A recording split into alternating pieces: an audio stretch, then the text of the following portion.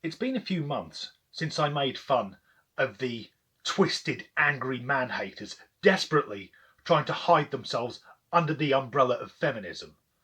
The hatchet-faced women who pathologically despise all men and all women who fail to follow their narrow-minded dogma. I've said on many occasions that feminism, as I understand it, is about seeking equality between the sexes whilst acknowledging that females and males are physically different. But something which is termed as third wave feminism is based on anger, division and hatred. And hating someone based on factors they can't control, such as being male, is exactly the same as hating someone based on their skin colour or sexuality. It's just good old-fashioned bigotry. There's a harmful stereotype of radical feminists all being bitter, angry lesbians. So today I'll be talking about a book that's been written by a bitter, angry lesbian. Just to reiterate, I'm not judging anyone based on their sexuality, and I've got nothing against lesbians because I've seen loads of their films.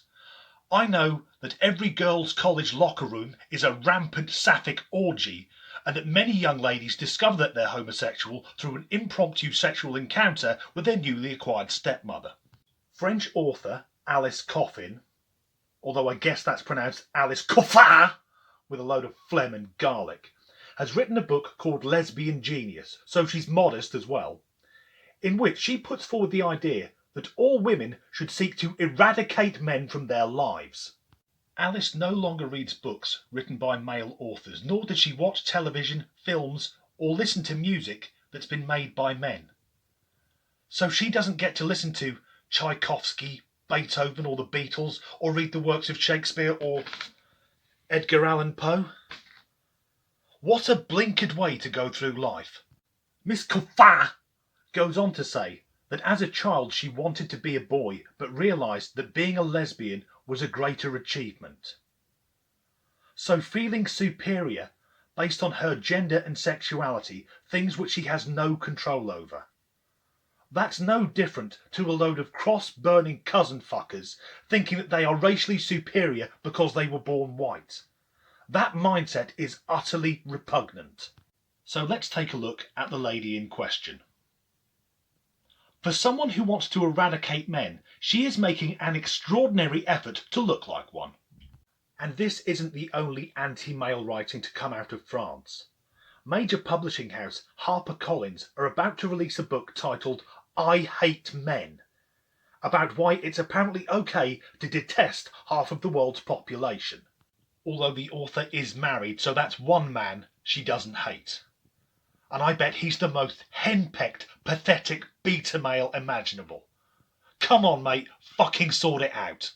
And sorry to be horribly predictable, but imagine swapping the genders. If I released a book called I Hate Women, my house would be on fire.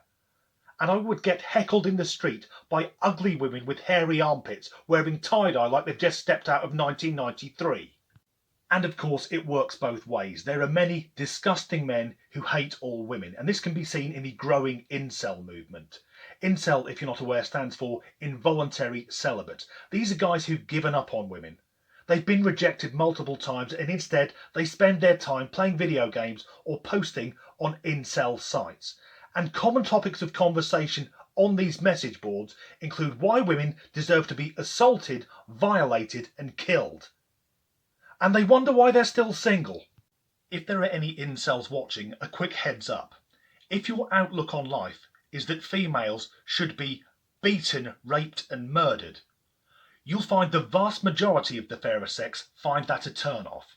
Of course, these strange and twisted people will have their reasons. Maybe they had truly horrific experiences with the opposite sex. But that still isn't an excuse to demonise half of the human race. So let's imagine a chap. Let's call him Steve, and Steve has a pattern in relationships. After the second or third date, every woman he goes out with stops returning his calls and blanks him. Now that doesn't mean that all women are heartless. It may just be that Steve's a fucking arsehole.